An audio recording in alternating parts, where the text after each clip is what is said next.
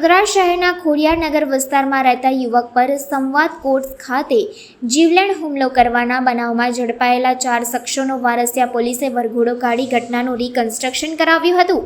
વડોદરા શહેરમાં 16 સપ્ટેમ્બરના રોજ મોડી રાત્રિના સમયે શાંતિકુંજ વિભાગ 2 સંવાદ કોર્ટ પાસે જાહેર રોડ ઉપર જૂના ઝઘડાની અદાવત રાખીને 4 જેટલા માથાભારે તત્વોએ ખોડિયારનગર વિસ્તારમાં રહેતા ગૌરવસિંહ નામના યુવકને ચપ્પુના ઘા ઝીકી જીવલેણ હુમલો કર્યો હતો, જેમાં ઈજાગ્રસ્ત યુવકને સારવાર અર્થે સયાજી હોસ્પિટલ ખાતે ખસેડવામાં આવ્યો હતો.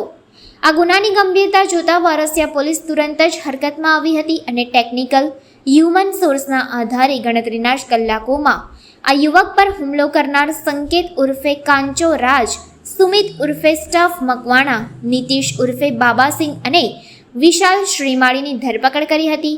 ત્યારે હાલ વારસિયા પોલીસ દ્વારા આ 4 ઈસમોની આગળની તપાસ હાથ ધરવામાં આવી હતી. ત્યારે આજે આ 4 આરોપીઓનો વરઘોડો કાઢીને ઘટનાનું રિકન્સ્ટ્રક્શન કરાવવામાં આવ્યું હતું.